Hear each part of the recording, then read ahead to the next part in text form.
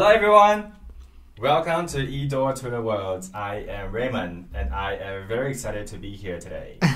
Hi everyone, I'm also here. My name is Fika and I'm glad to join you today. So Fika, how are you? I'm doing great, Raymond. You know, it's always fun to be here. That's right, Fika. So today, let's talk about something very important. Yes. The earthquake in Taiwan. Absolutely. Which I think most, like everyone in Taiwan knew about this because it happened 2 weeks ago. Yes. So the article that we found for you guys says that hundreds waiting for help, 13 dead, but I think number has changed to 17 or even more. Definitely. What do you think about this? Raymond, you know, this is a tough one, really. You know, earthquakes can be incredibly challenging. Yes. They cause a lot of problems, you know, and, you know, it can affect many people's lives. Yes.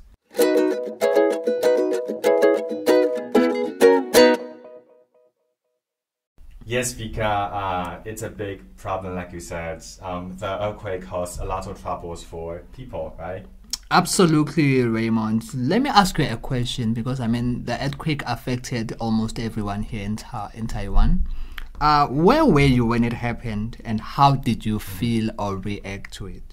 So I was on my way to work and I was on my scooter and I thought I got a flat tire, 爆胎, because I couldn't go straight. Like everything was shaking and moving. And when I stopped, I can see the telephone pole, 电线杆, was moving and like shaking. So that's when I knew we were having an earthquake at the time. And I wasn't feeling that scared because I was on the road, not like one of my friends, he was on the 13th or 14th floor.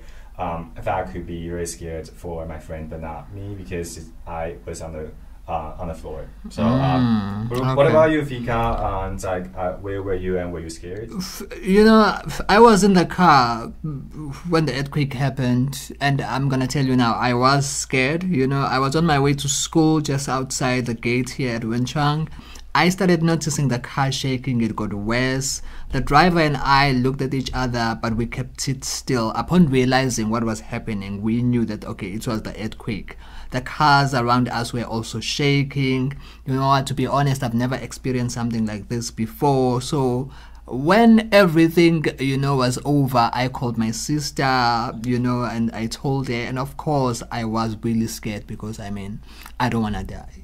Sure. I am also assuming that back in South Africa, you don't have earthquake. We hardly have any earthquakes, so yeah. Yeah, that must have been traumatic, but thank God we're still alive and we're okay. Yeah, definitely, Raymond. Many people are stuck, you know, and they need help, so yeah. Yeah, and as I mentioned, 13 people, like even more, have died because of the earthquake, right? Yeah, Raymond, and that's really sad. You know, the earthquake also damaged buildings and caused landslides, you know, so there's a lot that is happening. Yeah, so let's talk more about why earthquakes happen, Vika. Sure, Raymond. You know, earthquakes, they happen when the ground shakes because of sudden movements in the earth's crust. And they can really be dangerous, Raymond. But there are things that people can do to stay safe during an earthquake. That's right, Vika. For example, they can drop to the ground, take cover under a sturdy table or desk, and hold on until the shaking stops. Yes, exactly. And if they are outside, also, as you mentioned that your friend was in the building, but, you know, in their case, it's different. But if they are outside on an open area, away from buildings, trees and power lines,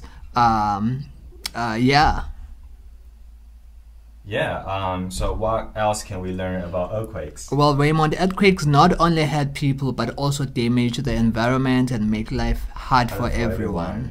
Yeah.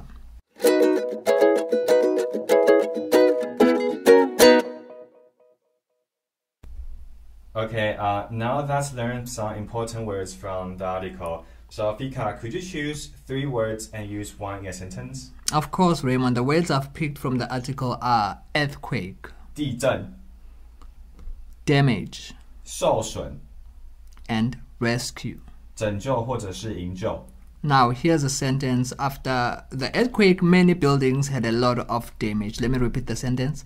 After the earthquake, many buildings had a lot of damage. Great choice, Vika. Now, do you have a question for our listeners about today's topic? Absolutely. Here's the question. What do you think people should do to help those affected by the earthquake? Okay, Vika. Could you also help us understand some of the tricky words from the article? Sure thing, Raymond. Now, earthquake is when ground shakes. Rescue means to save someone from danger. And damage is when something gets broken or hurt. Thank you so much, Vika.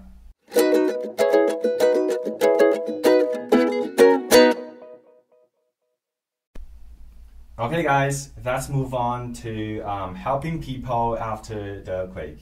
Yeah, Raymond, you know, what we can do as people to help people that are affected by the earthquake is to donate things like food, water, yes, and money, clothes, money, as well as, you know, help them with, you know, housing as well, or anything for that matter that you feel like they may need.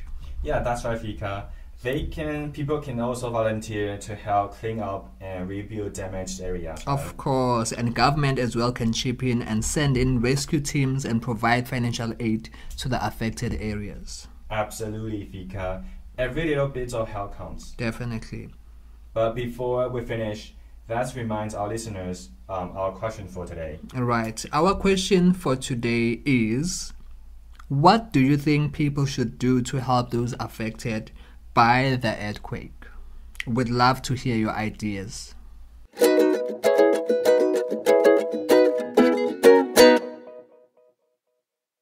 Thank you so much, Vika, and thank you to all our listeners for joining us on Edo to the World today. Remember, lending a hand during tough times can make a big difference. That's right, Raymond. And let's show kindness and support to those in need. And, you know, it's time for us to say take care, everyone. And goodbye. Bye-bye. Till next time.